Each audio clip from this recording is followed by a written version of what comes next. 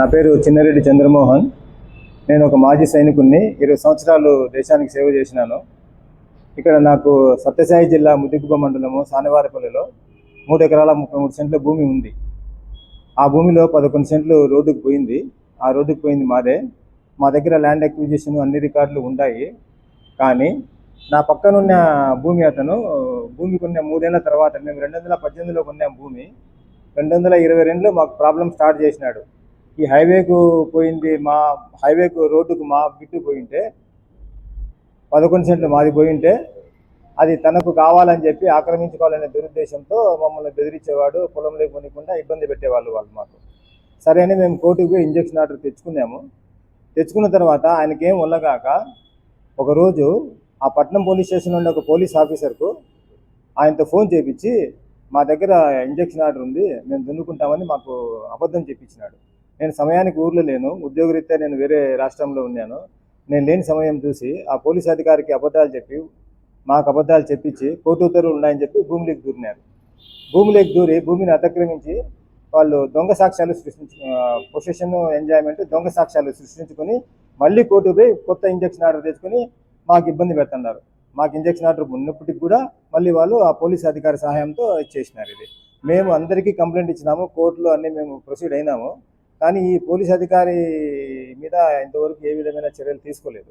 మేము జిల్లా ఎస్పీకి, హోమ్ మినిస్టర్ గారికి, మేము లోకాయుక్త కూడా పెట్టాము. లోకాయుక్త వారు మమ్మల్ని డిపిసిఐకి వెళ్ళమన్నారు. సో ఈ సంవత్సరం డిపిసిఐలో కూడా మేము కంప్లైంట్ ఇచ్చాము. ఇప్పుడు డిపిసిఐలో పెండింగ్ ఉంది కంప్లైంట్. సో ఈ పోలీసులు అనధికారికంగా సివిల్ విషయాల్లో జోక్యం చేసుకోవడం కారణంగా తర్వాత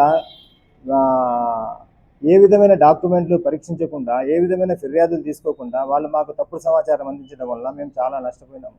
సో భవిష్యత్తులో ఈ పోలీస్ అధికారులు సివిల్ కేసులలో జోక్యం చేసుకోకుండా తగిన జాగ్రత్తలు అధికారులు తీసుకోవాలని మేము కోరుకుంటున్నాము. మా ప్రాబ్లం స్టార్ట్ అయింది, కొన్నింది 2018లో, ప్రాబ్లం స్టార్ట్ అయింది 2022 వరకు ఏం ప్రాబ్లం లేదు. ఆయన మమ్మల్ని అమ్మమ్మని బెదిరించేవాళ్ళు పక్కన వాళ్ళు, మేము అమ్మలేదు. ఆయన ఈ పన్నాగం పన్నాడు ఎట్లా ఆక్రమించుకోవాలని. ఇప్పుడు భూమిని ఆక్రమించుకోవాలంటే ఏమైనా చేయాలంటే పొజిషన్లో ఉన్నది చూపించుకోవాలి. పొజిషన్లో లేదు కాబట్టి మాకు ఇంజక్షన్ ఆర్డర్ ఉందని చెప్పి ఒక పోలీస్ ఆయనతో చెప్పించినారు. పోలీస్ అధికారితో, పట్నం పోలీసులో ఒక అధికారితో చెప్పించినారు. చెప్పించి వాళ్ళు పొలంలోకి దూరినారు. నేను 10 రోజుల తర్వాత వచ్చి చూస్తే ఆడ కంప్లైంట్ లేదు, ఇంజక్షన్ ఆర్డర్ లేదు, ఏమీ లేదు. ఏం సార్ అంటే ఏదో పొరపాటు అయింది, అదేంది ఇదేంది అంటారు.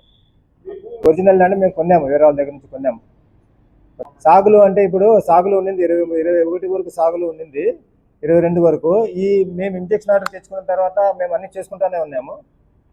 ఆ తర్వాత ఏమైందంటే ఈ పోలీస్ అధికారితో పొలంలో దూరి తప్పుడు సాక్ష్యాలు సృష్టించుకొని మళ్ళీ ఇంజక్షన్ ఆర్డర్ తెచ్చుకున్నప్పటి నుంచి మాకు పోలీసులు ఏం చెప్పారంటే, 2 బైండ్ ఓవర్ చేస్తాము, ఒకరిది క్యాన్సిల్ చేసుకుంటాను అని కోర్టులో, ఇప్పుడు కోర్టులో నడుస్తుంది. ఇప్పుడు ఆయన పోవడంలో నేను పోవడంలో ఇద్దరికి ఇంజక్షన్ ఆర్డర్ ఉంది. అంటే ఇప్పుడు 11 సెంట్లు మాది పోయింది రోడ్డుకు, అది ఆ రోడ్డు హైవేకి అంతా ఆయనకు కావాలని. సో ఇప్పుడు ఆక్రమించుకొని అమ్మమ్మని బెదిరించేవాళ్ళు. ఇదంతా నా ఆధీనంలో ఉందని తప్పుడు సాక్ష్యాలు సృష్టించుకున్నాడు నేను లేనప్పుడు. అప్పుడు వైసీపీలో ఉండేవాడు. మేము హోమ్ మినిస్టర్కి కంప్లైంట్ ఇచ్చినాక బీజేపీలోకి చంపినాడు. పేరు వెంకటరెడ్డి, సెంచుగారిపల్లి రెడ్డం వెంకటరెడ్డి. అధికారులంటే తిరిగినాము. 2018 నుంచి మేము 22 నుంచి కంప్లైంట్లు ఇస్తున్నాం ఎస్పీ గారికి.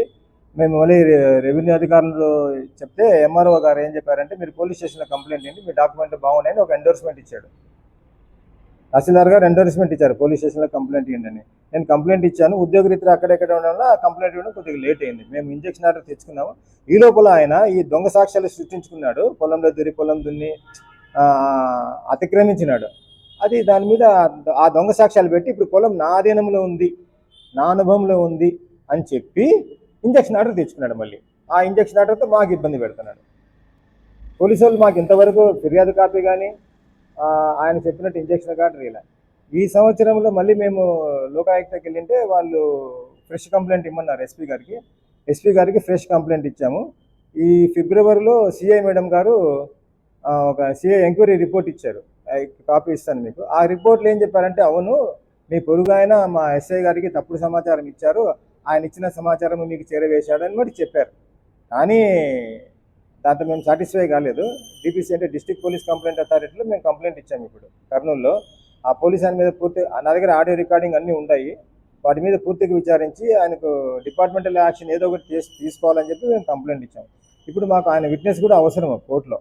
మాకు ఈ కోర్టులో లిటిగేషన్ మీద లిటిగేషన్లు అవుతున్నాయి ఈ పోలీసులు జోక్యం చేసుకోవడం వల్ల. పోనీ వాళ్ళు ఫిర్యాదు కాపీ ఇవ్వలేదు, వాళ్ళు ఇంజక్షన్ ఆర్డర్ లేదు, ఏమీ లేదు. మరి ఎట్లా చెప్పినారు? ఏం డాక్యుమెంట్ లేకుండా నాకు కన్ఫర్మేషన్ ఇచ్చినారు. ఆయనకి ఇంజక్షన్ ఆర్డర్ ఉంది, రేపు దున్నుకుంటాడు అని చెప్పారు. దున్నుకుంటారంట, రేపు వాళ్ళు కూడా పంట పెడతారు అన్నట్టే మాట్లాడినాడు ఆయన. మాట్లాడి నా దగ్గర ఆ రికార్డింగ్ అని ఇప్పుడు కోర్టులో పెట్టాము. కానీ ఇది లిటిగేషన్ మీద లిటిగేషన్ అయిపోతాను అంతే. అందుకే నేను ఈరోజు 4 ఏళ్ల తర్వాత ఈరోజు బయటకు వచ్చాను. ఇన్ని ఇబ్బందులు పడిన తర్వాత ఇంకా ఇబ్బందులు పడుతూనే ఉన్నాను. అందుకని మీడియా ముందుకు వచ్చాను. నేను కావాలంటే ఈ పోలీసులు జోక్యం చేసుకోవడం వలన ఈ చాలామంది ఈ విధంగా సివిల్ కేసులలో చాలామంది చట్టం తెలియక నష్టపోతున్నారు. నష్టపోయి పోలీసుల సహాయంతో తప్పుడు సాక్ష్యాలు సృష్టించుకొని లీగల్ లిటిగేషన్లు ఎక్కువగా క్రియేట్ చేస్తున్నారు జనాలు. సో అధికారులను నేను కోరేది ఏమంటే ఈ పోలీసులు కొద్దిగా జోక్యం చేసుకోకుండా అందరికీ న్యాయం చేసేటట్లు ఉండాలి. ప్రాణహాని అంత ఏం లేదు నాకు, కానీ ఒకసారి మేము ఉండగా దాడి చేసి మా మొబైల్ అన్ని మేము రికార్డ్ చేస్తా అంటే వాళ్ళు దాడి చేసినప్పుడు మా మొబైల్ అన్ని పగులుకొట్టారు. నవంబర్ 23లో మేము పంట పెట్టుకుని అన్ని చేసుకుంటా అంటే వచ్చి మాకు ఇంజక్షన్ ఆర్డర్ ఉంది, మేము కూడా తెచ్చుకున్నాం ఇంజక్షన్ ఆర్డర్ అని చెప్పి మా పొలంలోకి దూరి 4-5 తీసుకొచ్చి మొబైల్ అన్ని పగులుకొట్టారు. ఆ వీడియో రికార్డింగ్లన్నీ ఉన్నాయి, మేము ఫోటో పెట్టాము. అవి